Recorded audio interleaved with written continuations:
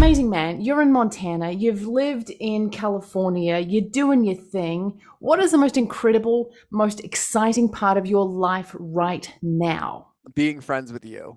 Oh, dude. Dude.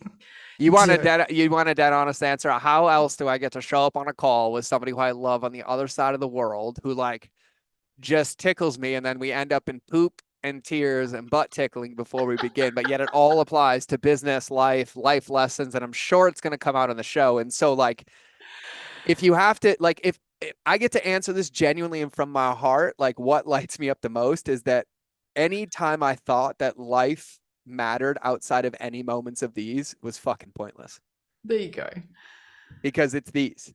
It's Yes. it's Yeah. literally Yeah. being able to create connections with people and laugh and meet where we are and celebrate every ounce of it and make moves together and progress and celebrate this crazy ass game that we all decided to play, which is like 20 years of therapy every day, and just make it fun, throw some poop in, and go make some impact. Like, that's really the end of the day. Like, yeah, that's what I do. I love it. I love it. This is incredible. This is amazing. This is, look, okay, so I've got a very honest question. For those of you that know the incredible, amazing George Bryant, you will be very used to the pinkness of his being. The pinkness. Everything is pink, pink, pink, pink, pink, pink, pink. Everything's pink.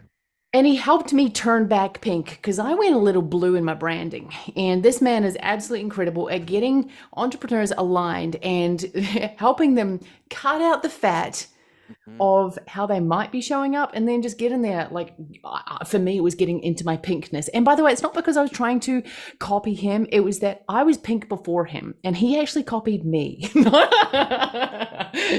Yeah, Just well, kidding. I learned as a food blogger, there's no such thing as an original recipe. Can we all stop trying to credit all of us because a pound cake's been a pound cake for 5,000 years. I don't care that you added an extra teaspoon of sugar. There we go. Now, my pink comment goes along the lines of like, you're not showing up pink right now, dude. There's a lot of green in your world.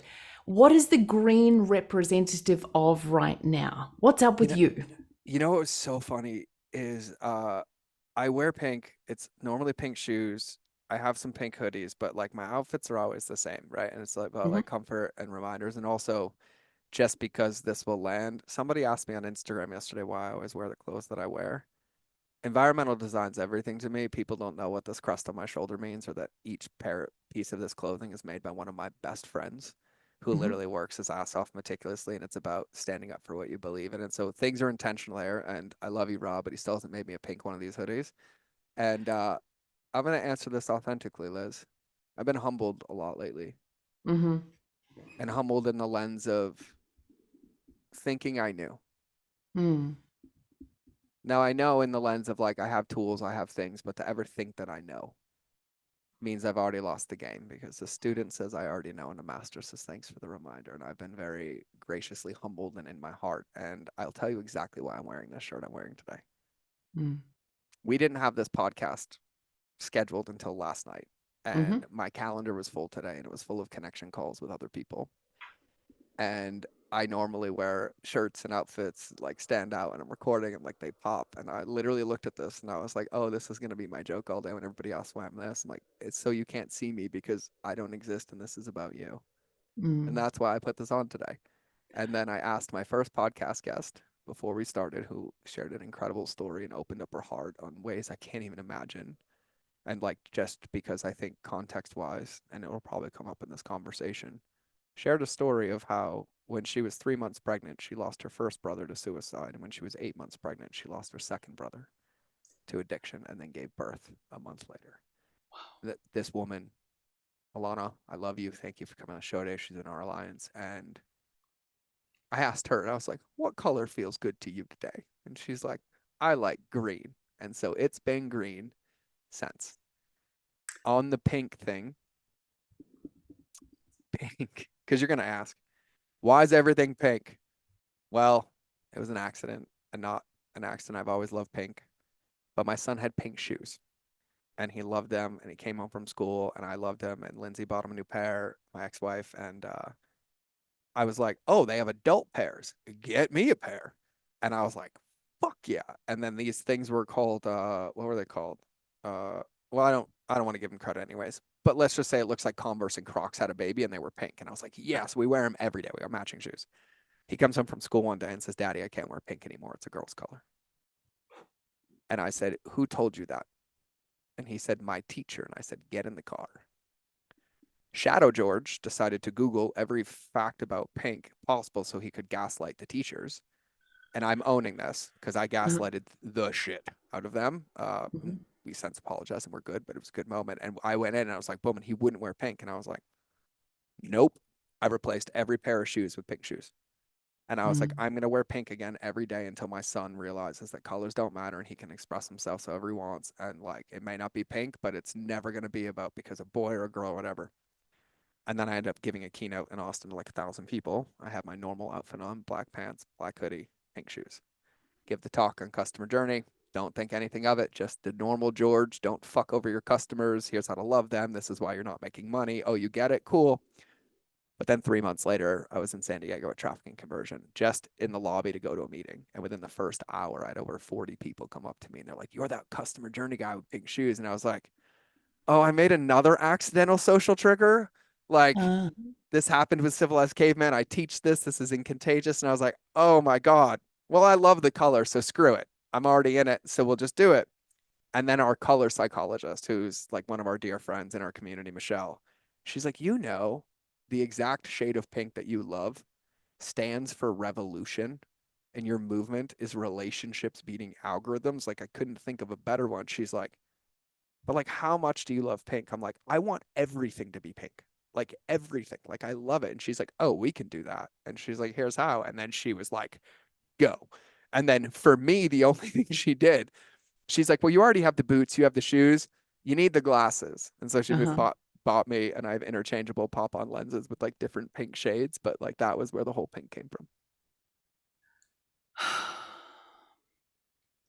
I just want to say thank you. Thank you for how you're showing up because people are getting to see the entirety of like a lot of different ways that you show up. Mm-hmm. And you're one person who is unapologetically showing up as all of you as much as humanly possible. Mm-hmm. What happened to make you this way? Have you always been this way? Have you all, or were there parts of you that you were just like so locked down and so, and by the way, for context, those of you who are listening and watching right now, this man has built multiple seven-figure businesses. He's given seven-figure businesses away. He's a highly successful business consultant. He runs a thing called Alliance. He's an incredible entrepreneur. He understands customer journey. He's super tight with some of the people that you wish you knew. That sounded a little bit passive aggressive and a little bit condescending, but what I mean is he's connected with people who a lot of us look up to is actually what I was meaning. But dude, what happened? Like tell people your story, please. Perspective. It's the difference between your prison and your power. Mm. Short answer. Give us the long one. Oh, I know you're good at that. I got, I got a couple context fortune cookies to drop to frame this answer. That's the first one. Second one, there's no finish lines. Third, Mm.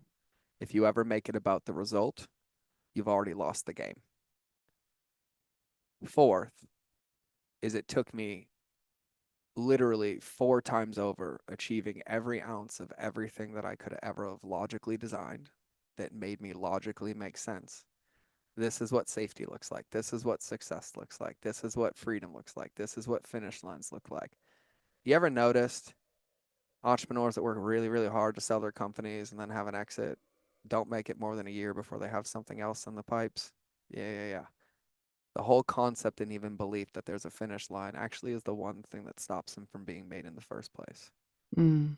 Because finish lines are byproducts of inputs. Just like Mm. revenue is a byproduct of inputs. Like you can tell me all day that you want to manifest $1 million, but you have to take something and add it to something to create that result. What I failed to recognize is that for my entire life, up until probably a year and a half ago, like until this really, really landed, is I would get clear on my inputs and the integrity of them. But then once the picture started getting closer and closer, I was like, oh, I made it. I made it. And just like a UFC champion who wins the belt for the first time in his post-fight interview, you can tell based on his answers if he's going to keep the belt or not. I'll give you the Mhm. easiest tilt. The guy who says, I shouldn't have won, I'm going back to the gym tomorrow, he keeps it. The guy who said, I made it, I'm going out to party, it's just a ticking time bomb. Because once you have it, it's 10 times harder to keep it because the inputs require more focus and they get really boring to continue to put in. And so, first answer is everything that I swore I wanted, everybody in the world said I should want. Mm. And never once did I actually sit down and say, what would make me happy? And I'll tell you, you can look at my friend circle and look at my results. And every pattern and everything you celebrate me for, every exit, every win, every New York Times bestseller, every #1 app, you look at my circle of friends and I match them identically to what they were doing, not me. And so to answer that is it took, because of my old preferred flavor, not God teaching me once or twice or 3 times or 7 or 10, to the point where I had no capacity left to fight anymore. Like, do you get it now? Radical surrender. And the surrender meant surrendering to the situation and choosing to see the evidence at a different level, which is just Mm. perspective.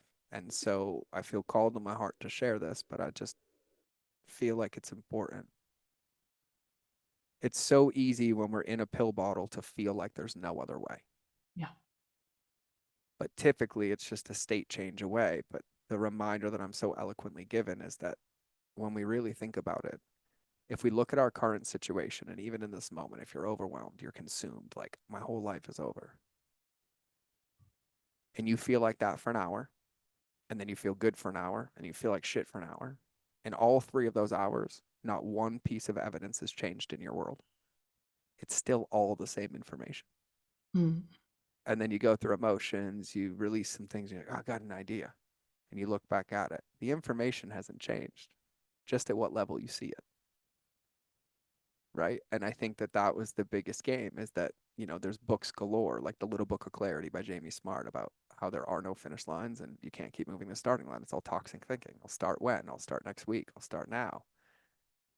But then to ever think that there's completion is really, really where we start to lose the game, because it just stagnates and it goes. And it all comes down to alignment, like genuine alignment. Mm. So what it took was everything that I swore I wanted creeping in and taking away every ounce of everything that I said that mattered, because I was sacrificing my life to build a business on paper that made everybody else happy because it looked a certain way. And so the truth is after what felt like 7 fucking years of torture, because I refused to surrender and trust myself and realize that I was the leader I was looking for. Ayahuasca, up, down, bankruptcy, company, exit, remodel, boom, boom, boom. And then it was 18 months ago where I finally got it. And I was like, what do I want? And this is the only thing I've ever really written down on paper. And somehow this magically worked. And all I wrote is I want to be able to do backflips with my son when I'm 80. But you know me very well, and some people listening to this do. You also, if you've watched me publicly, I've tied world records for physical feats. I was a competitive CrossFitter.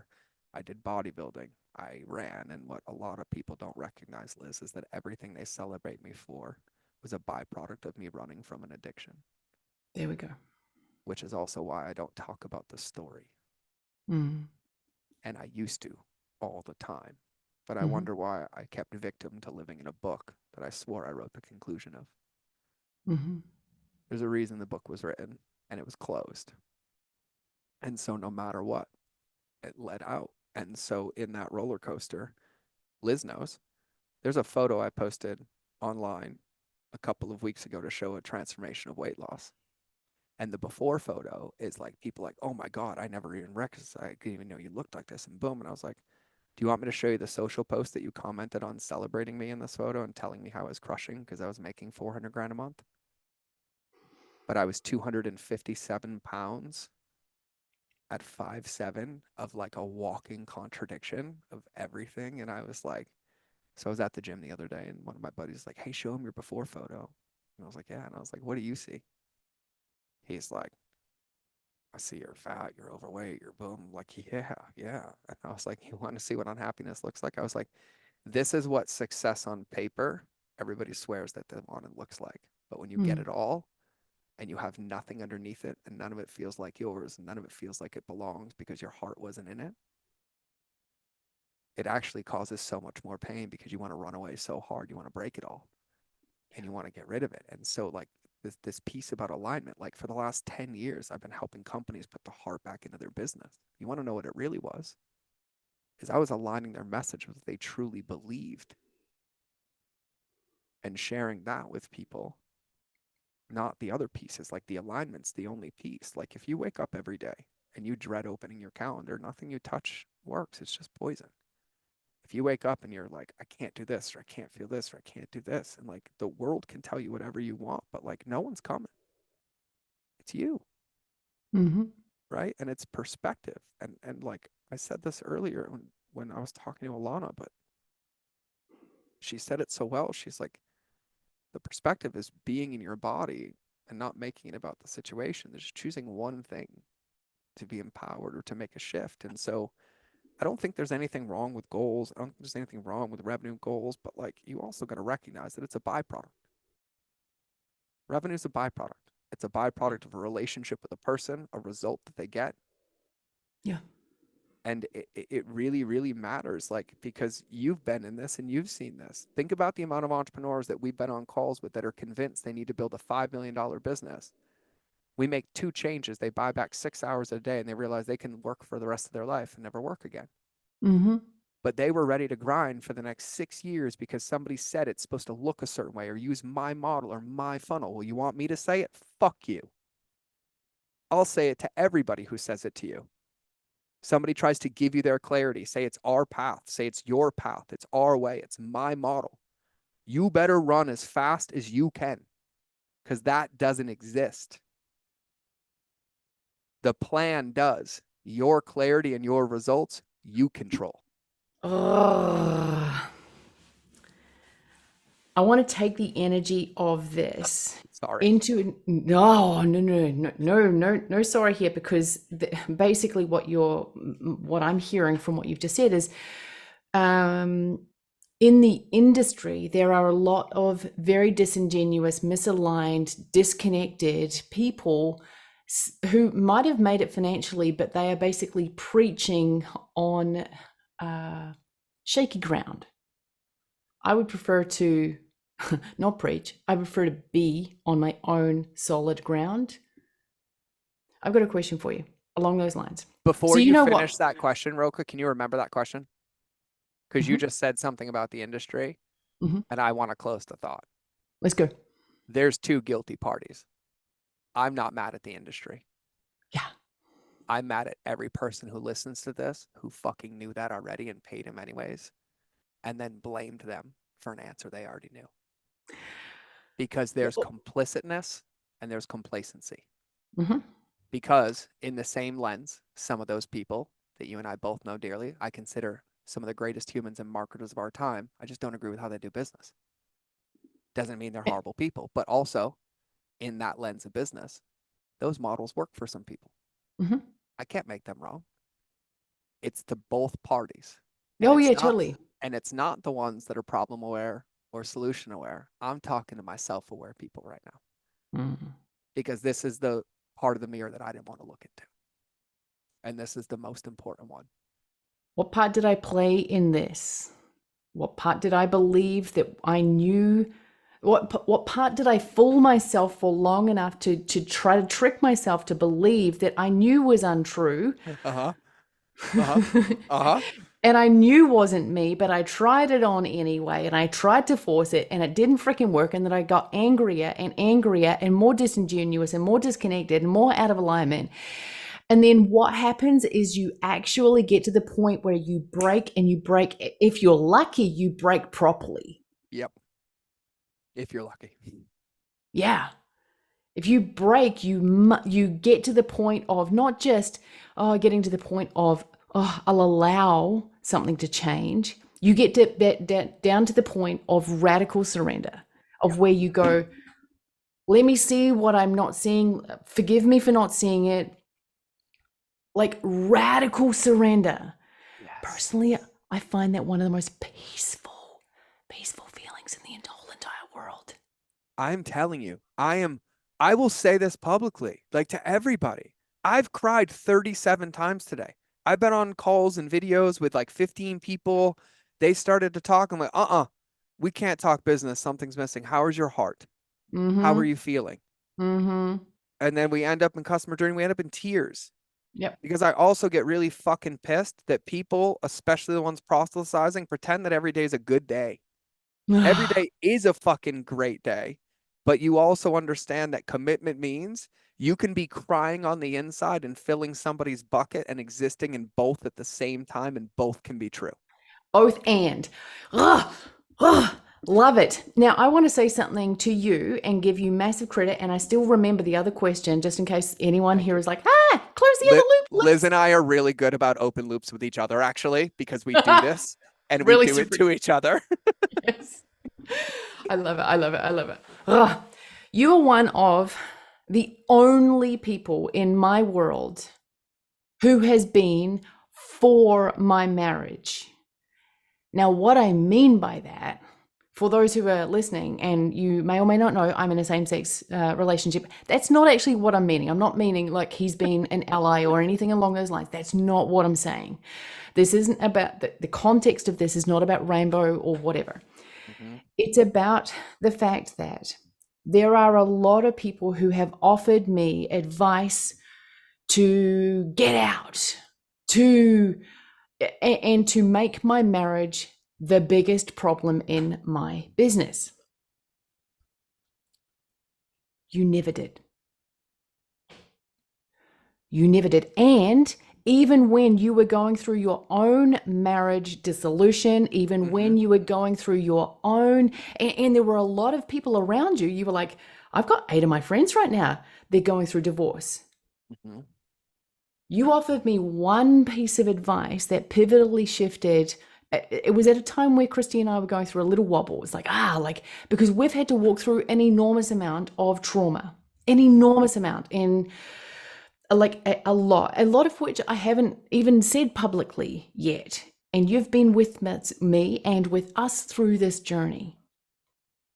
And you were always pro us, and you gave me one piece of advice, and I will never freaking forget it. You said, you two are in this situation right now, not because you shouldn't be together, but because you love each other so fucking much. Go hug it out. Your coaching was go hug it out. I took a freaking picture of me hugging my beautiful, incredible, amazing wife, and I sent it through to you. So I want to remind everyone right now that just because you're going through something doesn't mean that your advice needs to be what your actual journey is yourself. So I want to say that this man that you are listening to and watching right now is a man who, in the face of his own adversity, can be there presently in front of other people. And you're a magician when it comes to that, my friend. I think it's a choice. And if there's any magic, it's not me. I feel like I live in 100% alignment. Like every ounce of my day is by purpose and design, and there's no fluff around anymore. And I also realize, and you've taught me this through the years, like your kapowing and your shit everywhere and your radical authenticity of like how we've met and danced together. And like, me and Christy, I love you, dear. And in that though, but there's also this permission slip for everybody. Yeah, It's okay to change every day. that. It's okay Yeah. to put on a different outfit tomorrow and just try it on for size. And it's okay to put that outfit on, realize you don't look good in it, and realize I'm never picking it up again. But here's what I'll tell you. If you keep them all in your closet and wrapped up and you can't see them and never try them on, you'll never know. Mm-hmm. You'll never know. But I also feel like everybody should hear this because I think leadership is something that people take for granted. And there's analogies for days, right? Like name me an Olympic gold medalist. Great, name me one who doesn't have a coach. Great, now name me one of their coaches who has a gold medal. If you see something and you feel something, there's a reason. And you only lose when you question it and get in the way of sharing it. Because you didn't install it there. You didn't have it. I think we lose in this world because a lot of people see the truth and they see the depth and they see the foundation, but they're afraid to take a stand for it because of what they might look like or might feel like. And so here I am.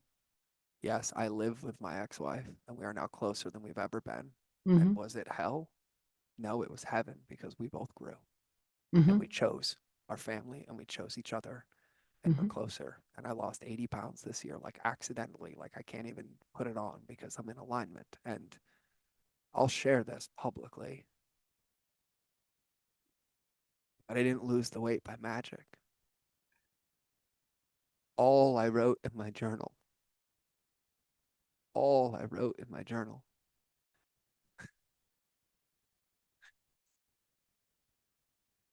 was I realized that I was trauma bonded with Lindsay and I was never in love with her, but she saved my life and I had nothing but reverence for her. And that led me to asking myself what I wanted and what my goal was. And the only thing I wrote down on that piece of paper was I want to be able to do backflips with my son when I'm 80. I didn't change a workout. I didn't change a diet. I will tell you, writing that in my journal felt like I took 100 pounds off my body because it was sitting there for 4.5 years. Because I got a piece of coaching a long time ago that said sit with it longer. And I sat with it and sat with it and sat with it and sat with it. And then I realized I sat with it for about 3 years and 19 months.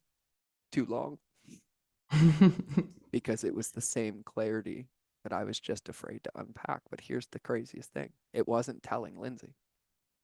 It was actually putting it into existence and into reality because that's when it became real. Yes. And so it's beautiful when you surrender, but what you're really surrendering to is your heart and your own alignment. And you're saying, I'm going to give myself a chance to win because you talk about shaky foundations. Yeah. Let's talk about the state of the world right now. Oh, yeah. Let's talk about constraint and business and everything. And every which way you thought it worked is gone. Every linear path that you used to get away with is gone. Every set it and forget it is gone. People used to be in 3 masterminds, now they're in none. They used to have 2 gym memberships, now they take 6 months to choose one.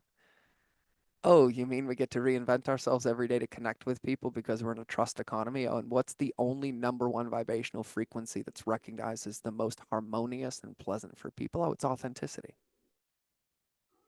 Oh, but it's really hard to be authentic when you're living in your own prison. And every word that you think about feeling or saying comes with doubt and shame, and it literally gets in the way. Yeah. Dude, can I share something with you that I've been wanting to? Wow, yes, love everything that you just said. Always. There is a beauty. There is a beauty in the off the wallness that I have that even sometimes, like, I think, and I know that I'm too much for some people, and I'm actually good with that. Like, I literally am fine. Like, it's good. I do not want to appeal to everyone, period. That's it. Game over. Like, I just don't want to. But it's interesting that what I'm about to show you, it's something that I quite literally just showed on the last podcast interview that I just did. And it's very interesting that it's coming through right now to show you exactly what I have built here as well. Because I was on a podcast interview a couple of years ago now, I think it was a couple of years ago, with a man who was incredibly wealthy, financially wealthy, also had built an amazing business, had an amazing marriage, and like these are genuine things, genuine connection in his marriage, not just like Yeah, yeah, cool yeah. connection. Yeah. Yeah, yeah. But was working too many hours, self-professed, and didn't have enough fun in his life and enough play in his life, self-professed. And he said to me, all of a sudden, he said to me, Liz, like he actually said pre-interview, he said, Liz, I was actually going to cancel my last appointment for today, but then I saw it was you. And I'm like, oh, hell no, I need some of that lesbian energy. I'm like, I don't even know what that means because I'm just I me. I do. just rock. I'll translate that shit for you all day, but we'll do that via text. Perfect. Thank you. That'd be great. Help me understand what the fuck is going on. The whip, because it's actually one of the number one reasons why people apply to work with me. It's like I love Liz Benny's energy. I'm like, what? Can What? I break your brain? Yeah, please do. Okay. Tick not hun. The moment you recognize you are, you no longer are. Yeah. Do you remember earlier we talked about Yeah. inputs? This is Uh-huh. a really thin line for you, but you need to hear this line. The moment your brain goes to how or why, Yeah. you have to immediately say stop and post because Yeah. that is your invitation to be louder and Yeah. prouder. It's really funny because you sitting in your office in Montana with all of your guns around, like with shooting like your little gopher holes and all. I mean, was it gopher holes? No. Oh yeah, no, because gophers are the bane. We have horses. That's right. That's right. And so literally a lot of people don't know this, but when a gopher makes hole, if a horse steps in and breaks its leg, it's either 18 months in an air cast for like 500 grand or they put the horse down. And these little Mm. fuckers, I love them, but like I don't want to kill any animal, so I try not to. So I like cover their holes and get rid of them, but like they make these holes. And so I like literally like have spent months trying to eradicate them. And then we got some barn cats and it like scared them away. And I'm like, okay, cool. I managed this fine. But yeah, I went to war. I went to war with some Montana natives. I remember walking into your office and going, there are a lot of guns here. What in the world is going on? And then you were like, yeah, I just quite literally open that door and I shoot the gophers out the window. I'm like, Uh-huh, oh uh-huh, my. uh-huh. Well, and then like, but here's the other thing. Like, I live in Montana. One of them is also like we have grizzlies that come on our property, and we have wolves, and we have horses and ponies Uh-huh. and kids, Uh-huh. and like that's a real thing when you live in God's country, where you're reminded how insignificant and how quickly you can die every day. Like it was negative 38 a couple weeks ago, Fahrenheit. Wow. Wow. Wow. Wow. And my favorite moment, Liz, you'll appreciate this. When I have my muck boots on and I'm feeding the horses, you want to talk about presents. 50 acres in the snow, my rubber muck boots froze to my feet. I was dressed warm, but like it hurt breathing and I was in heaven. And I literally just dropped and laid in the snow and stared at the stars. And I was like, Oh, oh. And you know that feeling where like every part of you is warm, except like it's so cold out and like just your face. And I'm like, yes. this is I'm gonna die if I lay out here all night, but like I could literally just like it felt like I just finished an ayahuasca experience and I was like, no, I'm home. Like Yeah. I'm home. Uh-huh. And it's very presencing. But our job, Liz, is to be a lighthouse Yeah. and never ask Amen. how far it goes, what color it is, and when the lens gets foggy, which means how is this working? Hmm.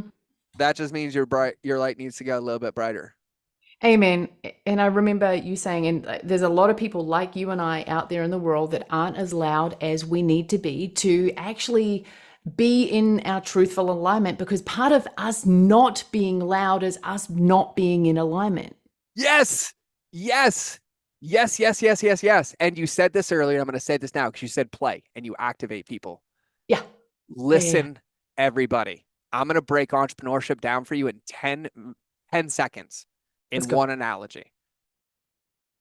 And Liz will tell you I genuinely break the fourth wall. She's not joking. I coach some of the most successful, heart-centered, aligned entrepreneurs. I am one. But results don't dictate the person.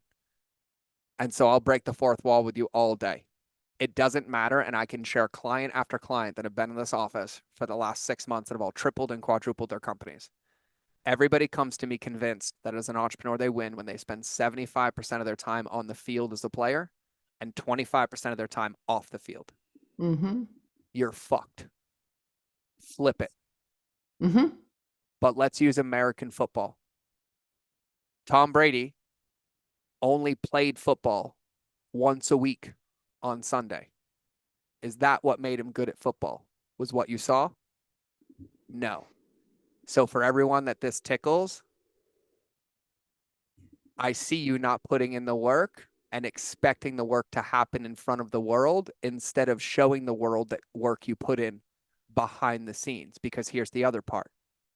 If you owned that football team and you were in the Super Bowl and you had Tom Brady as a quarterback, would you ever let him show up to the game 1 minute before kickoff and get on the field in his pajamas and his pads and expect him to win? Oh, no, but you mean when you intentionally wake up every day, open your phone and let the world dictate who you get to be, and you don't build yourself as a player and put your pads on and set your mind right and get into your body, that you don't create the results you want? You're in the hardest fucking sport in the world, and you are the most important professional athlete that exists. But you'll recognize is what makes them professionals is what they do off the field, not what they do on the field. And so when Liz says this to you, fucking listen. Do not touch your business until you've earned the right to every day, or else you're just putting poison in your business. And so I don't care which way you say it, the way that I do it, and Liz will tell you, I have a model that I give you that I install for you to intentionally build your mind, your body, and your state of being for your future self. And you have to hit the floor before you can touch the needles movers in your business.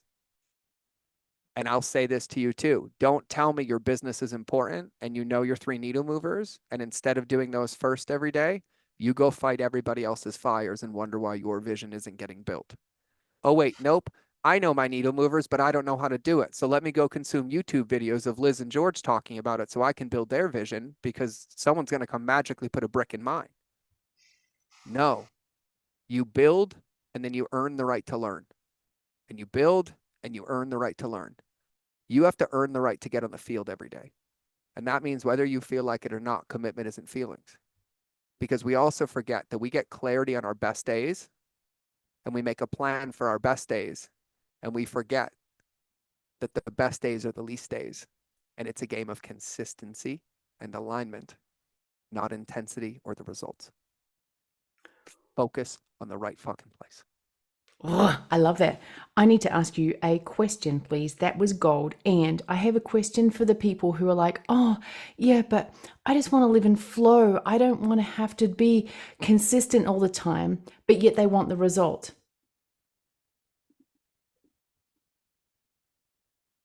So anybody who's asking about being in flow Mhm. is talking about masculine and feminine energy. So let's define them very quickly. The definition of masculine is creating the structure and space to allow the feminine to feel safe, to flow authentically. Every ounce of business is masculine. The structure is the container that allows you to be in flow. And I can send you 75 books, 800 thought leaders that all teach manifestation, flow, consciousness. Oh, and by the way, aren't they all inside of ritual time-based containers? There we go. Oh, magic. I've had this conversation with so many people who want the flow, they want the ease, they want the simplicity, and they seem to be so resistant. No, it's not that they're resistant. I'll fucking call you all right now. You want it now Yeah, there we go. without putting in the first step of the first mile, which actually creates it. Because right now, I teach the 4 mistakes people make with customer journey. Oh, here's what's funny. The same 4 mistakes are the same 4 that entrepreneurs make. Mm-hmm. But the zone of doubt is when you get an ounce of clarity. If you don't act on it immediately, it's a liability, because you're convinced you need to know what the next bites are, but the next bites don't appear until the first bite goes in. And so we're sitting here talking about, I want to be in flow state. How do I restructure my whole business? Well, if you go on a diet plan and you decide you want to lose weight, we all know the worst advice is to go throw out all the food in your pantry and buy new. Why? Because it's not going to stick. because it's too intense of a thing. So you mean you're so stuck and you're so overwhelmed and I want this thing different, but yet all the noise is stacking on to my nervous system in my sympathetic fight or flight, and the only thing my reticular activating system can see is more of the same trauma and blank. And I think in this state, magically, my behaviors are going to change, and something that I want is going to bring itself in without me sticking the thing in the machine and saying, give me back a piece of that. Because then we're like, oh, because that's the first mistake, the zone of doubt. And I was like, oh, but the drown the journey one that you do to your customers, oh, you mean you just got clarity that if you went for a 10-minute walk outside, you'd feel better? But instead of doing it, you're going to open up your calendar and try to figure out where you can put an hour in every day for the next 30 days. Will you sit there and suffer more and then tell me you can't be in flow state? No. And this is the hard part. Until you truly understand that the only alignment that matters is that the words that come out of your mouth match the behaviors you do when no one's looking, you lose.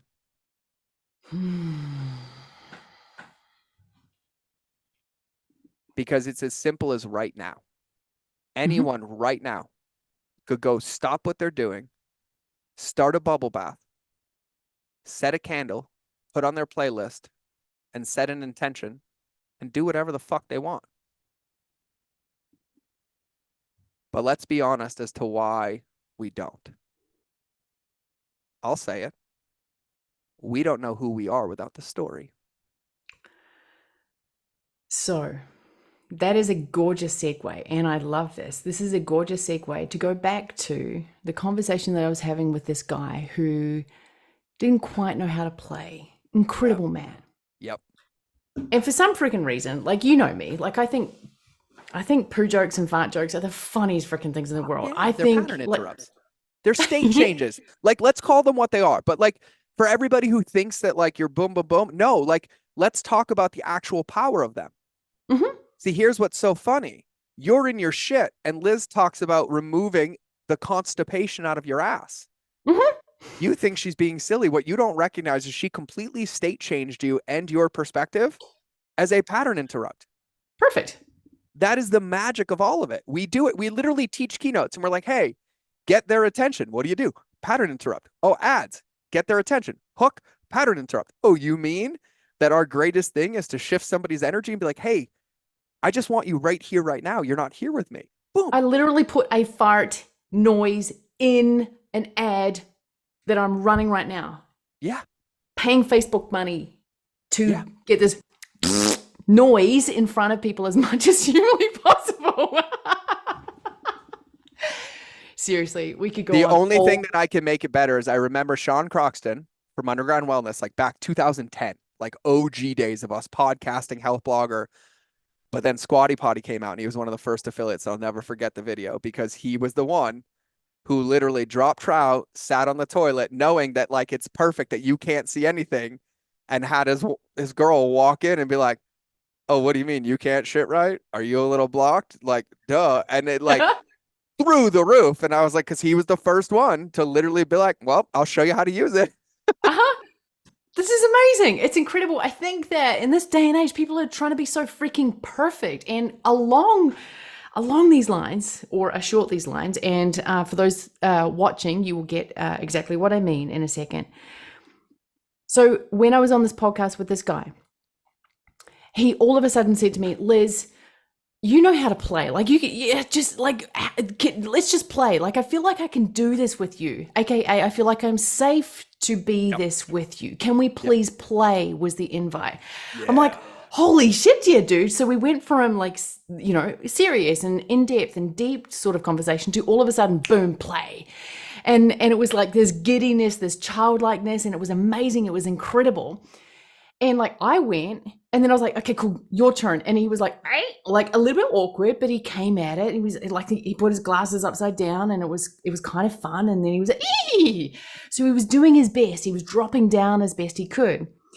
And then I don't know why, I just don't know why, but I had some Play-Doh right like beside me. And I don't know why my brain went, oh, Play-Doh, that'll be fun. Let's play with the Play-Doh. Let's make something with the Play-Doh. And I don't know why in my head, I all of a sudden I became like this childlike, boy-like energy. And I was like, that'll be funny. What do little boys do with Play-Doh? They play. They make dick Well, and balls. I was gonna They say, make, I was like, hold on. No, no, no, because I gotta age you right now because Branson, who's 7, would make poop.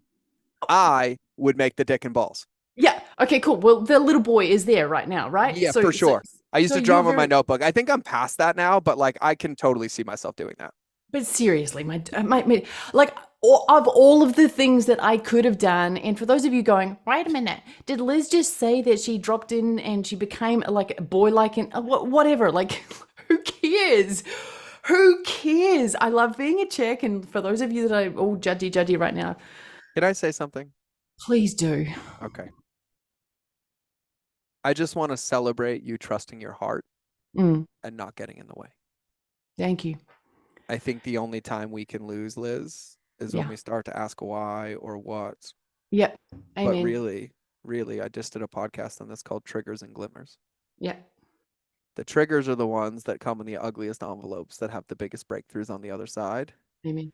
The glimmers are the ones that get installed in us and we pretend that we shouldn't say them or do it or we question why.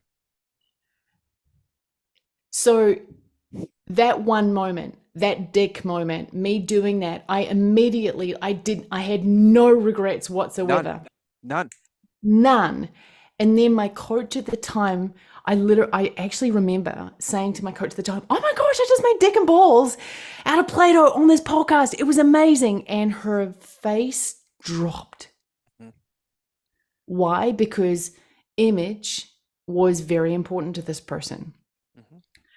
AKA perception and what might happen to my brand and my reputation, because at that point in time there was this eliteness Mhm. that was being created that I was party to. I was like, oh yeah, because I want to create this and I want to do this and it's Oh, going to be I amazing. remember. Remember before we were friends, I was a witnessing party and I loved you before we even knew each other. Yeah. And I was like, how the fuck did you end up here? Yeah, yeah, yeah. Ego. And then you looked me dead in the eye. You're like, I don't know, motherfucker, how'd you end up here? And I'm like, touche, touche.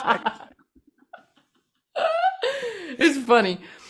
But I vividly remember when I got one of my all-time favorite applications in for my coaching.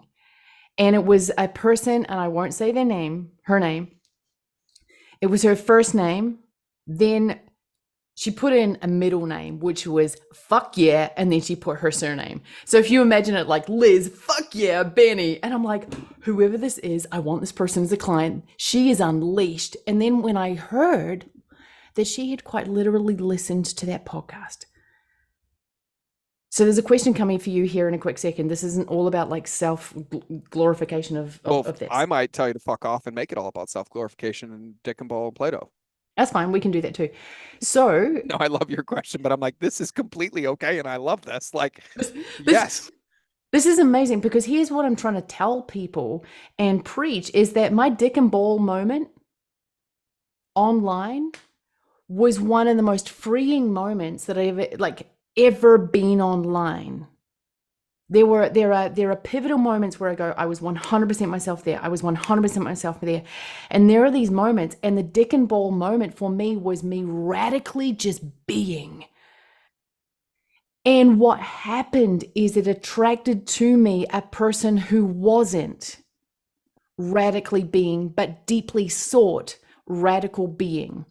The radical love of myself that I was able to actually do that. Now, am I saying I'm perfect? Heck freaking no. We are all a work in progress.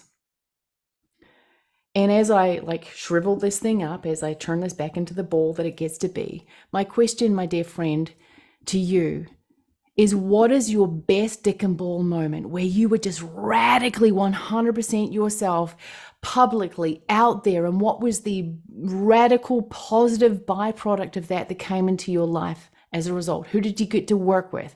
I What literally, I, happened? I literally have 100 of these, so I'm gonna go straight for the biggest one. You know this already. Like this has been my life. Mm-hmm. before I do, my heart feels called to clean something up. And so first off, a lot of the stuff that we're talking about is a muscle. It's an Yeah. action, right? Hmm. A muscle that is atrophied when it's not used. Hmm. Okay. And so I know and I remember what it was like to be on the other side of receiving conversations like, oh, I get it, I get it, I get it, but I don't get it. Mm. I'm telling you, give yourself grace, but recognize the only way to actually learn how to do a curl is to pick it up and curl it. And it doesn't matter how many videos you watch, it doesn't matter how many breakdowns you watch, doesn't how many mechanics you watch until you put that weight in your hand and just flex it once in a curl, you don't know what it feels like and what to do next, no matter how many videos you watch. And so I say this because there's so many thoughts that I had to what Liz shared, but I'll just feel called to share one philosophical on Schrodinger's cat. If you don't know Schrodinger's cat theory, if I take three cats and I put them on a table in front of us in a box, and I put poison in the box and I close the lid, in this moment, are the cats alive or dead?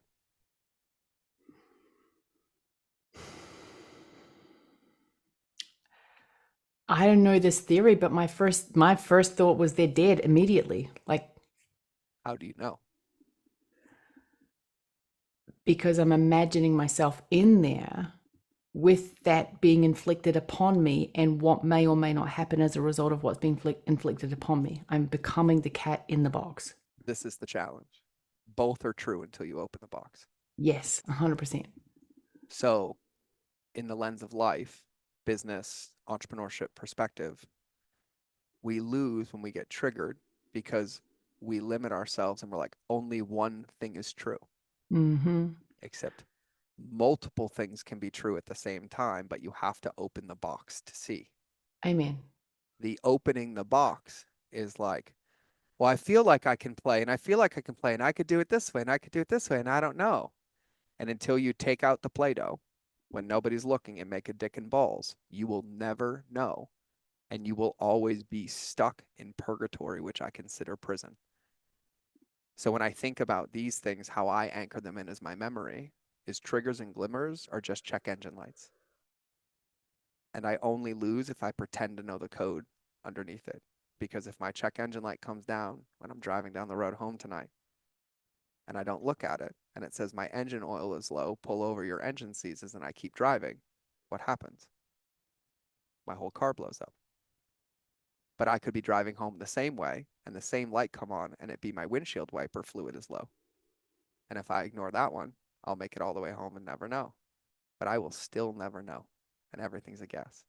But if in every moment that check engine light pops up, I pause and I open it, then I know and I can make an informed decision on what is next.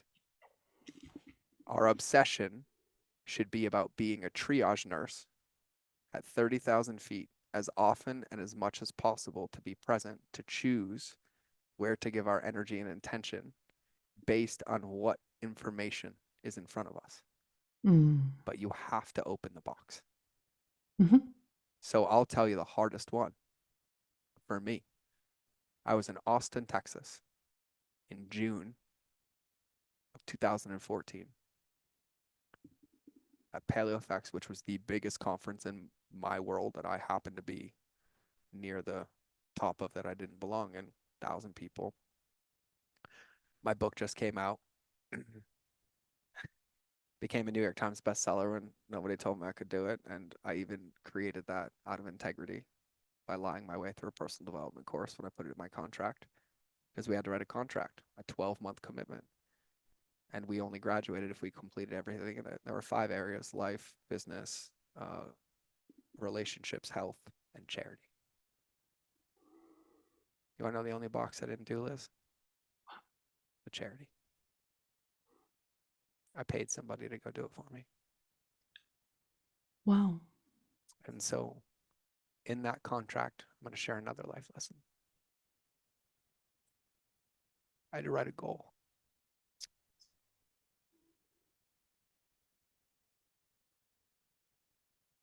I never wanted to write a book. I never wanted to be a food blogger. I never wanted to do any of that. I just trusted what showed up. And they made me write a goal. Never forget when I wrote this contract. I wrote I want to be a #1 New York Times bestseller, and then I deleted it. And I literally told myself it wasn't good enough. Liz, do you want to know what number I wrote in there? #4.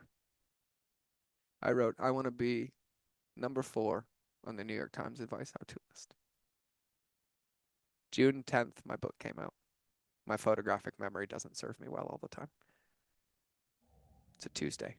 June 17th, I get a phone call. My publisher says, I don't know how the fuck you did it. Screenshot it, take a picture of this. You somehow made it to #14 on the New York Times. And you made it on the advice how-to list with a paleo cookbook with no audience. And I was like, okay, thank you. The next week he called and he's like, I don't know how you did it. You're at 12, 10, 8, 7, 5, 4, 4, 4, 4, 4, 4. And on week 4, when the monthly list dropped, I hit number 11. And the next month I hit 7. What do you think I hit the next month? 4. And it stayed at 4 for 22 weeks, and then it dropped off the list. I found that contract 3 years later, and I cried for 3 days. And so I'm on book tour.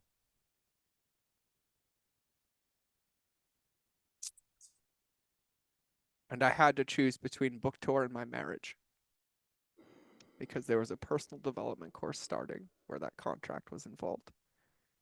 Or my signed contract book tour with a co-author that I had to make a phone call and break to have a chance of saving my marriage.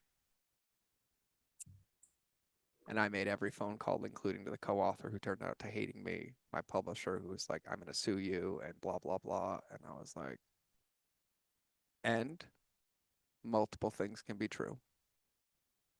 So I made those decisions and I ended up in that personal development course and I did it all and it led me to that stage in Austin, Texas. And I was about to go out and give an entire talk to my peers on how you can use food to create breakthrough results in your life. And Lindsay looked me dead in the fucking eye in the hotel room. And she asked me one question. And she said, are you really going to go up there and lie to them again? I was wearing a striped blue and white polo shirt with ripped jeans and a white pair of shoes. And from the walk to the hotel room to the conference center was maybe 2 minutes. And that shirt went from white and blue to purple and drenched. And I walked on stage and they put a mic on me. You remember me ever talking about my 60 seconds of truth and how I do it at the beginning of keynotes? This is the day it started. And I looked out in the audience and there were a lot of people on their phones, people standing, and I literally had nothing to say. And what Lindsay was talking about is I was on a New York Times best-selling book tour and I was still actively bulimic as a paleo food blogger teaching health. So when she said, are you going to lie to them anymore? I knew what she meant. And so I walked up and I froze and I didn't know what to do. And all I said is, I get to be honest with everybody. And I looked at them and I was like, here we go. And I was like, I've lied to all of you. Truth be told, I was purging in the bathroom this morning. And the sweat came from my career's over. Everyone's going to leave. I'm standing in front of every one of my peers, like everyone, my clients, my business partners, my publishers, like people that threaten to sue me. And I noticed the craziest thing is that when I started talking, everybody that was on their phones looked up. Everybody was standing up, sat down. And I just poured my heart out. And I was like, and this, and this, and this. And then I was complete. Like, I don't remember anything. And someone was like, and then someone was like, well, give your talk. What? So I just gave my talk. And my life changed forever.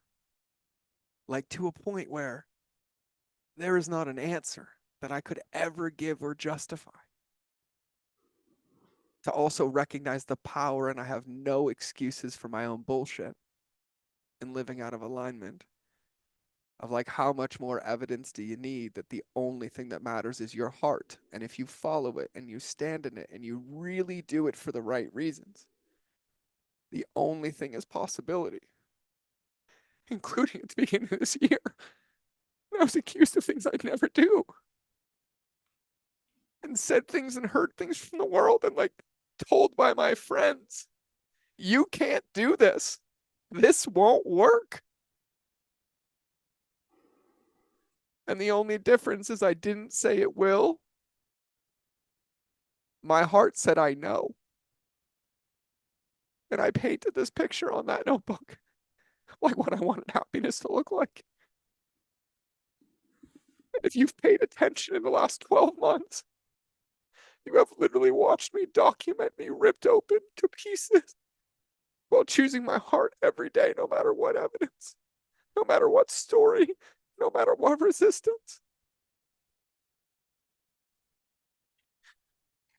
But I need people to get the fact that when you see it and you get it, it's your fucking responsibility to bring it into fruition because nobody else can see it yet. And that means that you have to believe it so much that it installs the belief in the other person until they have enough of their own. And if you think you can do that by putting shit in your gas tank and having shitty thoughts and beating yourself up off the field and then getting on with the person you say you care about and saying, I'm only giving you half of me because I'm not telling you what I did before this call and you're okay with that. The only reason it feels like prison is because the key is in your hand and you keep waiting for somebody else to come unlock it. Mm-hmm. I won't give tangible evidence because if you take a stand to create evidence, you're not taking a stand and you have an agenda. When you stand in your truth, the only thing that matters is your truth. Because the moment a result, either positive or negative, comes in and you believe either one, you turned off the light and it doesn't come back. And I learned that in the middle of this year. I was like, oh, we did it. We made it. No, we didn't. So when I say every morning I wake up, I imagine I lost my life, my wife, my kids, my friends, and my business, and I get to earn them all back every day. It's because yesterday is gone and tomorrow is not promised, and who I was yesterday is not who I'm choosing to be today. So who do I choose to be today? And then you don't use words, you use behaviors to create the evidence. And I can send you clip after clip after clip, but I'll summarize this down very, very quickly. There's a part of your brain called the mid-angular cingulate cortex.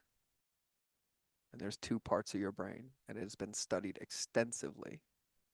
And what's so crazy is every scientist that is studying it has concluded that it is the exact muscle and part of your brain that's associated with willpower and the willpower to live. But here's the funny part.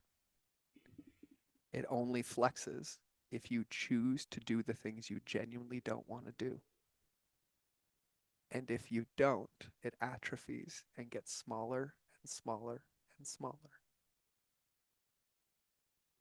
And we think that all these nuggets and triggers are the things we avoid and we go to the glimmers, but there is scientific evidence now that proves that the moment you walk into that trigger, it actually increases the strength of the cortex of your brain and increases your willpower and momentum to go. But you got to take the choice and you got to Mm-hmm. make the stand. Mm-hmm. And it can't be about results. It can't be about the game. It has to be about the inputs over and over and over. But it's the consistency from our heart. over and over and over that allows us to get there. But ultimately, you have to choose. And so if you see something in your heart and you believe it to be true, you have to ask yourself a different question than how do I create this? The question is, who do I get to become to create this? And that's the only place that you're ever going to find an answer that gives you any chance of hope and fulfillment and purpose and passion, And freedom. freedom. Because if you truly, like, I'm listening to that question and I'm asking myself that question, and with the answer that I receive from that question, there is radical freedom. Freedom. Because when I hear the answer to that question, who do I need to become? And in that question, there is this, and for some people, it's like this completely different person that they get to step into. For some people, it's a friend that loves them deeply and has been Yep. waiting for them to say, hello, you showed up. Yeah. Yeah. And when I hear that, what I go is, and my, the situation of me walking through my breast cancer scare last year, even though I knew, at least I felt I was going to be fine, the logic and the ego likes to play the game of, yeah, but what if, and like, and my ducks are lined, and all that sort of stuff. So we had a dance party last year. By we, I mean me, myself, and I. We had a really good dance party. Mm-hmm. But there was freedom in that, because with the gift of the breast cancer scare, I had that glimpse of that freedom as well. And my point to everyone here with the lesson that you so graciously, gorgeously gave us is, you don't need a breast cancer scare to have that same sense of freedom. Because when you go through something like a potential terminal illness, you then ask yourself, or you step into a beingness which is much less restricted by what others might think. And then you ask yourself those bigger questions. Who do I want to be in this last period of time? And it's so funny, because at the end of the day, life is so fickle, life is so short. And what you're saying is, we get to act as if life is short by asking ourselves the most potent questions humanly possible, physically possible, spiritually possible, which is what you're actually displaying to us right now. Who do I get to become? And then, in that moment of freedom, and go, Well, there, also celebrating the version of you that got you to this point, because absolutely. without her or him, we wouldn't be here. Amen. I absolutely believe that. And I think that both you and I, what I hear and what you were saying there is, we must not shame the version of us that got us to where we are, because they were operating with the tools, the experiences, the belief systems, the triggers, the everything, and they did their freaking best. Yes. Yes. And now they get to step into this And different. oh, sorry, I thought you were done. But No, you go, please yeah, go. that whoo is a first bite, Yes. not a home run. Mm-hmm. It's a swing. And so you said something earlier, the ego, the devil, the details. The Mm. easiest way to remember that, and this is why the devil is in the details matter. Mm. Where do the details ruminate? Where does the Mm. alignment come from? So why are you even dancing in the wrong bucket or entertaining the conversation? Because here's the truth. The conversation prevents the input that would have made it real. Mm. And so it's like thinking about like, oh my God, I'm going to run this ultra marathon. And at mile marker 10, there's this massive barrier that I've never made it over before. I guess I shouldn't start the race. Mm. Or I signed up for the race. I'll deal with mile marker 10 when I get there, but there's 9 mile markers ahead of that one, and I have to earn the right to jump over that wall. Mm-hmm. I've realized and like I'll give you 30 of these from today. I'll give you one this morning. I was on a flight home from Bali, Liz. after you saw me facilitate my first ever women's retreat that unlocked my heart. And now I put the heart back into your business. And it's like, oh. And on the flight home, I get sat next to Phil, who's an 88-year-old pastor who travels around the world and just serves people. And I'm standing in line and I notice he's struggling with his bags and no one's helping him in Indonesia, nowhere. I was in the Philippines. It was like 2 a.m. And I was like, sir, can I please help you with your bags? He's like, oh, I'd be honored. We end up sitting next to each other. We start talking the whole flight. We had a long flight. God, life, boom, boom, boom. Apparently, I shared with him a story of a shaman saying to me I'd never been quiet enough to hear God's whispers. I took his card list and I don't care. We're over. We have nothing but time. It's a construct anyways. And I'm going to radically expose myself. I took that card and I put it in my backpack and I kept it. And I kept it in my backpack for 3 months. You want to know what I said to myself?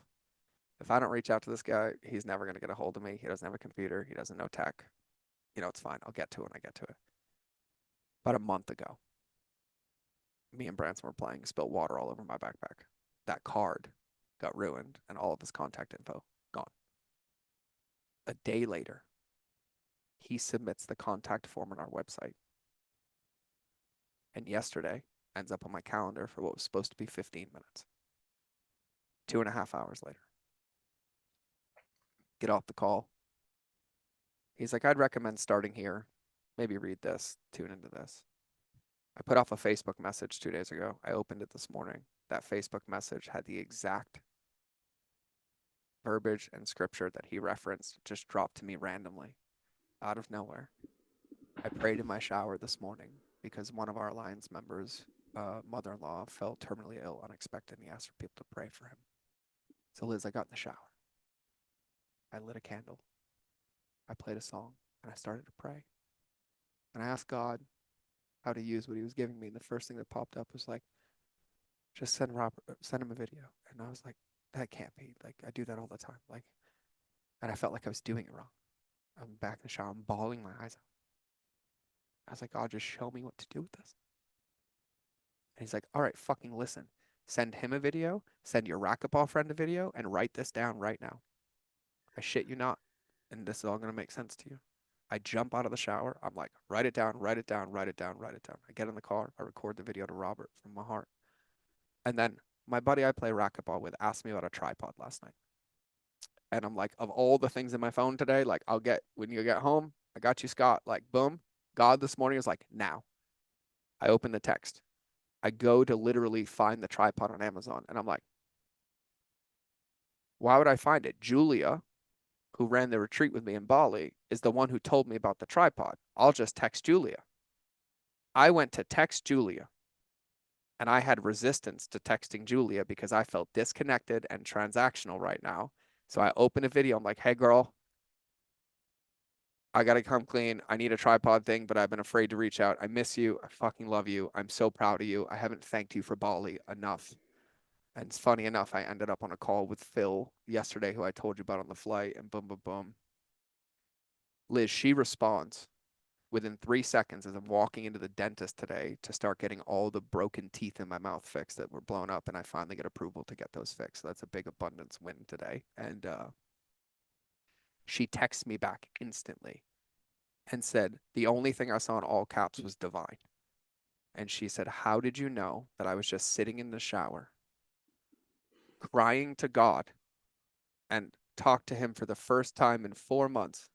And I step out of the shower and there is a video from you waiting for me.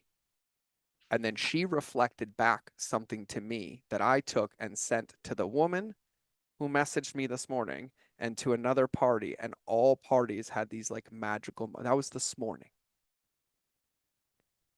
And I think about all the times where we sit here and we're like, I think about my friend. Why do you think you're thinking about them? We only lose when we ignore the phone call. Mm-hmm. And we win every time we pick it up, even if it means we don't know how to execute what's in it, but we try. And I can give you 100 of these in business because that woman I messaged this morning doubled her company in the last year. And I didn't realize that message I sent and what I spoke into her was literally the thing. And she's like, I'm clear now. Okay. I don't know. It's not my job to know. Mm-hmm. It's not my job to know. But I will say, and if you've not read it, have you read Big Magic by Elizabeth Gilbert? It's right behind me. I love it. I love, I love the distinction of relationships to ideas because that is genuinely what happens. And we ask for something, the phone rings, and we're like, oh, not now. That phone call doesn't come back to you, it goes to somebody else. And I cried about this because you want to see something funny? Go listen to my podcast for a year and notice there's one author who publishes a book on similar topics almost congruently. And then I grab the book and it fits every model I have. And everyone's like, write a book, write a book. I'm like, it's not mine to write.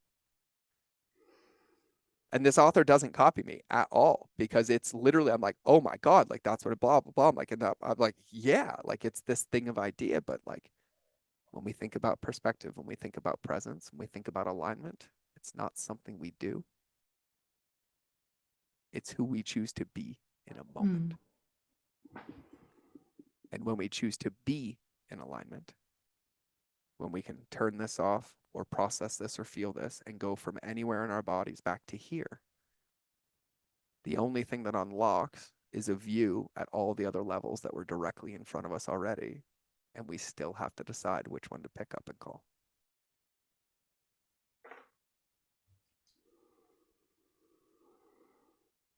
I hope that answers your question. I'm sure it does in some way, shape, or form. I don't even know what the question was, and I love that, and I love what you said, and because I was radically in a state of being. I look like a hot fucking mess. I've cried so much today. I'm glad I'm wearing camo. Like, I'm glad I blend into green because I'm sitting here looking. I'm like, the only thing you see is my Ninja Turtle looking face right now. And I'm like, okay, ooh, we out here today, girl. We out here. Oh, I love it, dude.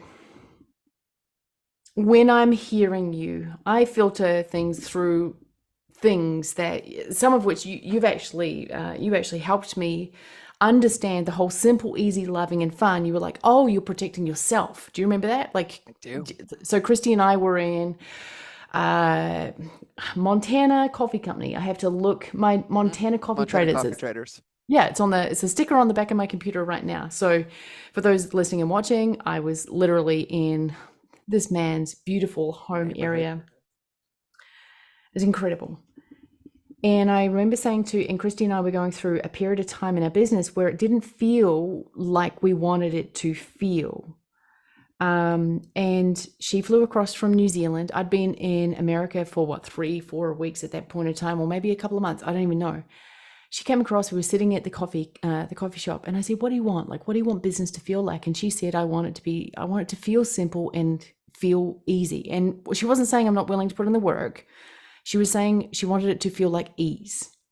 And then I said, me too. And I want it to, feel love filled. And I want it to feel fun because for me, fun is just so incredible. Like it's one of my primary emotions that I seek on the regular. Like I will turn anything into fun if I can, like as much as humanly possible. And you were the man that you were like, oh, simple, oh, easy, oh, love, oh, fun. And you were like, oh, duh, Liz. You didn't say it quite like that. You were like, I probably said it more aggressively to you because we have one of those aggressive relationships. you were like, you dipshit. We get pretty aggro with each other out of love. Yeah, totally. So long story short is you were like, this is the self model. And I remember you saying, like, Liz, you could quite literally just get up and freaking sell this. You of all people, Liz. I wasn't prepared to hear that information at that point in time, but you said you of all people. Yeah. Shush. You of all people, Liz, could say what you're like, say what the offer is and just say it publicly. You of all people, Liz. Yep. And I was like, how dare you say that? Like, I've still got because I couldn't quite see that, but I believe it now, by the way. I've done a lot of work to get to the point where I'm like, of course. So self is a framework that I actually turn that into a good amount of income and helped someone with the self methodology to help him be in alignment with himself. And he has hit all-time highs in his business. He's super close to his significant other, to his wife, and it's just amazing. It's incredible. Why am I saying all of this? Because as you were talking before, I don't know if people actually know that Kapow in and of itself is a framework which stands for connection first. And it used to be authenticity, but I believe that has been, it's become a cliche that sometimes makes people not hear. So I actually turned it into connection, alignment, purpose, ownership, which is the part that most people don't do, right? They don't take radical ownership for that which they need to do and who they need to become to get what it is that they want, which is wealth. And a lot of people go, oh, look at me, I want to make a crap ton of money. And when I make a crap ton of money, all my problems are going to go away.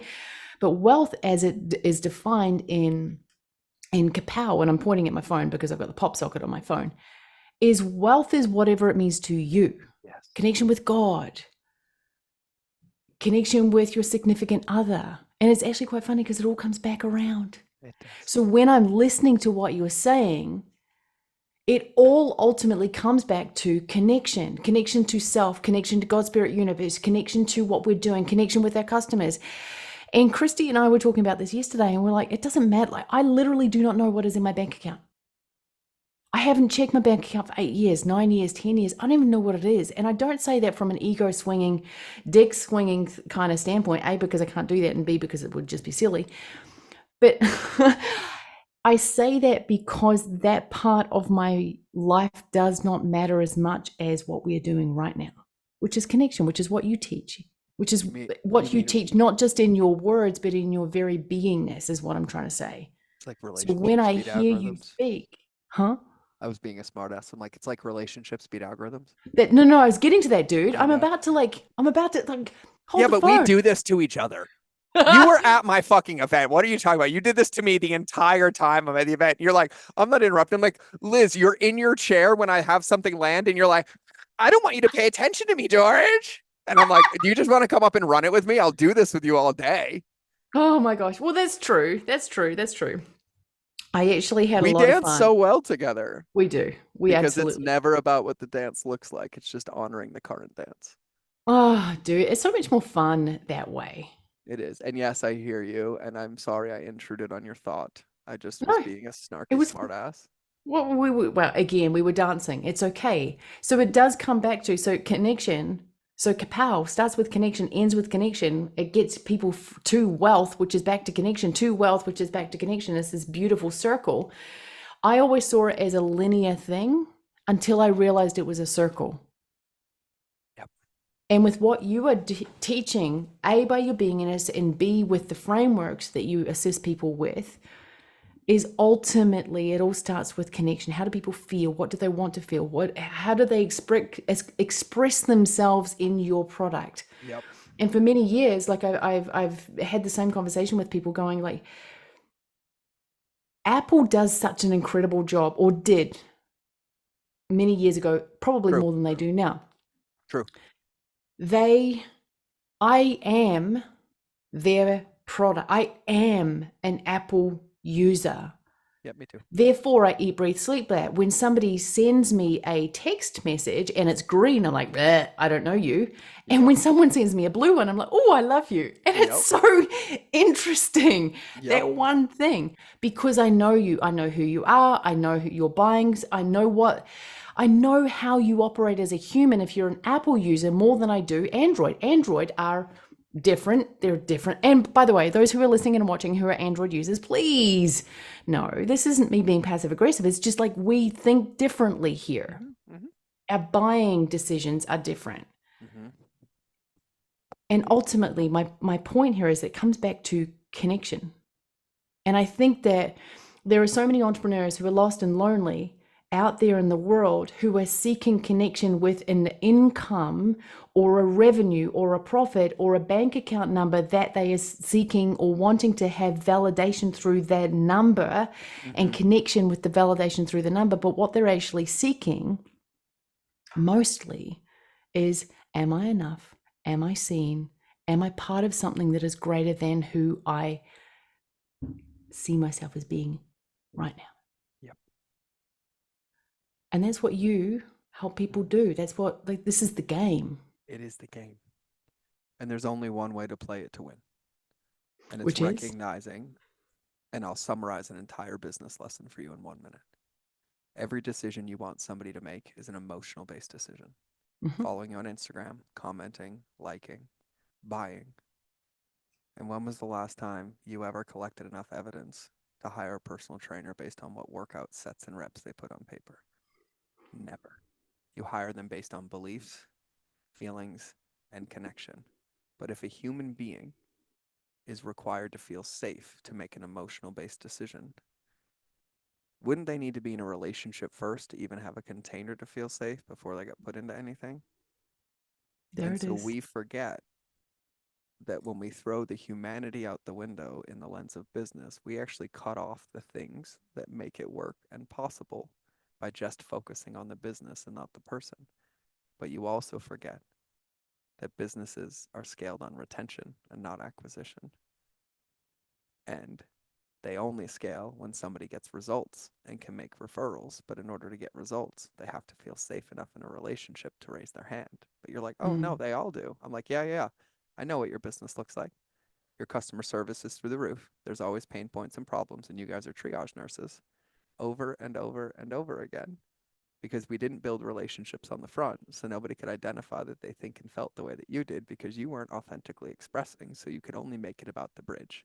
And now the thing that you love that you thought was going to get you there is the bridge that you resent. And it's still all just based on alignment.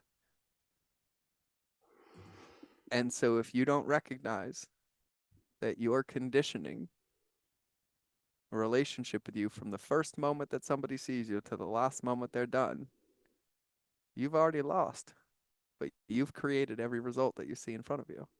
Yeah. And so at the end of the day, if you even want to have a chance to win and you think about logically how you've done it, just like I joke about upsells, you'd punch somebody in the face if you got upsold at a grocery store.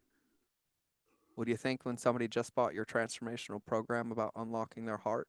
And the first thing they get is 8 emails with 10 things to do, and they're told they're bad and wrong and they don't do it fast enough that you really have an offer problem? Really? Maybe, maybe it's time to realize that when somebody buys your product, the marriage began, not ended. That's the day it started. And no matter Mm. what you automate and what you build, good luck trying to automate your relationship and letting those emails handle the intimacy. And then wonder if that makes your partner feel safe. Wonder if that empowers them to install what you're teaching them. Interesting. No. You got to give yourself a chance to win to focus on the right things. And so when we think about this, our job is to be a catalyst for people, not to be the solution. Right? I can make you book recommendations all day, but at the end of the day, without relationships, you lose. And the most important person required to be in a relationship is all of you. Oh, and you don't believe me about alignment? Tell me right now, every person listening to this, Liz and I included, haven't been in a room on the other side of a room and had somebody walk in the door and instantly felt off and I don't trust them and the energy in the room shifts before they even spoke a word. And in the same room, somebody else walk in and feel radiant and safe without them ever speaking a word. And you forget that only 7% of communication is verbal. And the moment you're in your brain trying to think on how you operate, all your subconscious tells come out and nobody feels safe. Why do you think the best poker players in the world have hypnotherapists as coaches? It's so that they can control what's shown on the outside, no matter what's happening on the inside. But that is a weapon for them, for us. If you're out of alignment, what you don't realize is you're energetically repelling everyone who is waiting for you to authentically attract them. Oh, I think that I'm going to do so many more dicks and balls because that person that I ended up having the most fun with as a client, she's still in my world and I'm so grateful. Yep. Seriously. Here's to the dick and balls. Here it And is. here's a book recommendation for the Dick and Balls. Everybody go read Get Different by Mike Michalowicz. Oh, It is an entire book on divergent thinking and you recognizing what truly matters in your business. Oh, and by the way, if you want the business solution, just read Clockwork and fix this next, and he'll handle all that for you. And then all you get to do is be divergent and authentic. Man, I love him. I actually interviewed him on this podcast as well. He is Yeah, such an Mike's incredible. incredible. I Yeah. literally, that man is an idol for me out of just respect. I feel like, so he's the author I referenced. Mm. Every one Yeah. of his books is 100% in alignment with how I think and how I feel. And then including his new book that just came out called All In for Team. And the model on the back talks about fit, alignment, safety, and ownership of shared values and visions. And I was like, thanks, Mike, adding this one to the roster. And I'm like, I'm not a book writer. I'm a Yeah. speaker, right? Yeah. Like, Yeah. but that Yeah. idea of ideas. And so, yeah, yeah. And never forget the basics. Like, and we got to wrap because I'm an hour late for kiddo time, but I would do this all day with you. No matter what, right now, you are the closest you have ever been to the goals that you want. Like in this moment, in this presence, and in this state, because as listening to this, you're not in any behaviors, either positive towards your green line or red towards your crisis line. But if we think about goals in the future, and we know that if all we do is stay the same, nothing changes, and then we think about it, and that line goes up, and then the crisis line down here is right now at this point, we are literally the furthest we've ever been away from crisis and the closest we've ever been to our goals. But as time continues, that gap gets bigger and it gets harder and harder. And so, whatever permission slip you get to write yourself today listening to this, I don't give a fuck what you fill in it, but you fill it in and you get rid of it, but mean it. If you get to breathe, if you get to let go of a story, if you get to do what we call the stinky fish, draw a fucking stick figure fish on your paper and fill it in with every shitty thought, everything getting in the way, and burn the fuck out of it. Go dance, kapow it, poo poo it. But celebrate every ounce of you because what got you here won't get you there, but it did get you here. And Yeah. all of that is there. We Yeah. only lose when we don't look at the lessons, pick up the pieces, and then apply them to a different goal or a different outcome. And so, whatever it is that you're doing, whatever it is, how, just try one new thing and don't make it hard. You know what? Today I'm going to go dance for 5 minutes, but I'm going to actually honor myself and commit to doing it for a week just to see what happens, just to see Mhm. how it feels. Today I'm just going to draw this and I'm going to pattern interrupt once. The more you start taste testing all the things that you're afraid to try, the quicker you realize how delicious they all are and how easy they are to eat the more you play with them. But it's a muscle and it's about consistency. And so, yes, this matters to me more than anything because the only way that you get to win is when you show up. And I'll say to every one of you what I say to every one of my clients. I say this because the dark never doubts itself, but every moment you do, it gains ground. So, quite frankly, I don't give a fuck how you feel because the world needs you regardless of how you feel.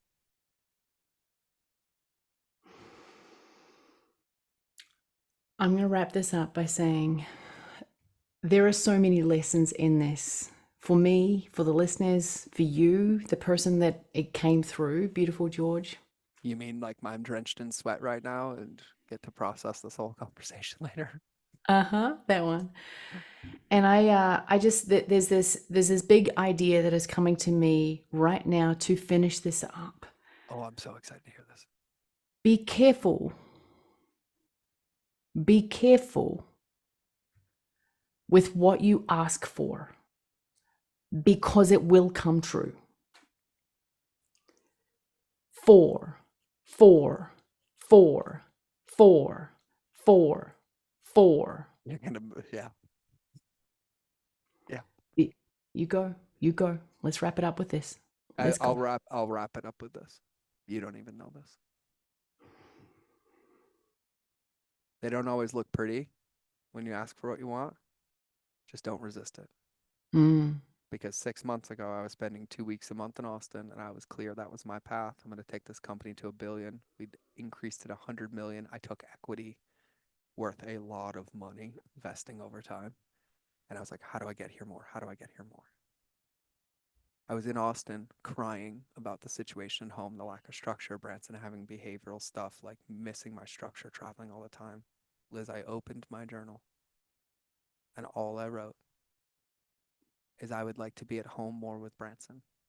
I went to an all hands company retreat, cried to the founder about my life and how safe I felt there and how it felt like family. And he's like, we want you more, come more. And I'm like, amazing.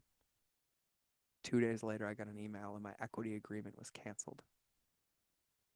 By the way, in my entire career, I've never seen that happen because I only vested like 5% and the rest was on a schedule. And they were like, boom, via email.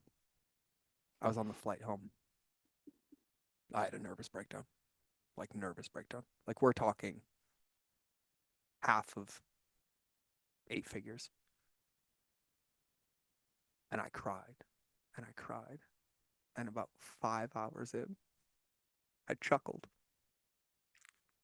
And this chuckle like reverberated all 5 hours of my tears. And it's like, why did I chuckle?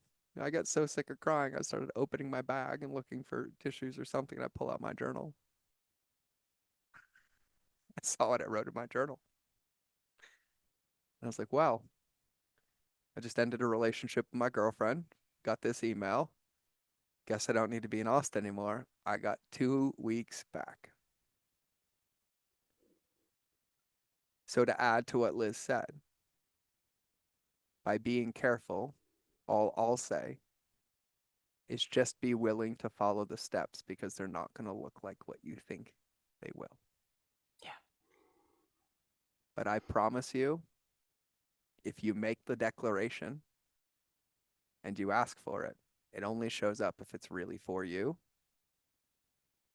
You just have to be willing to walk in the dark.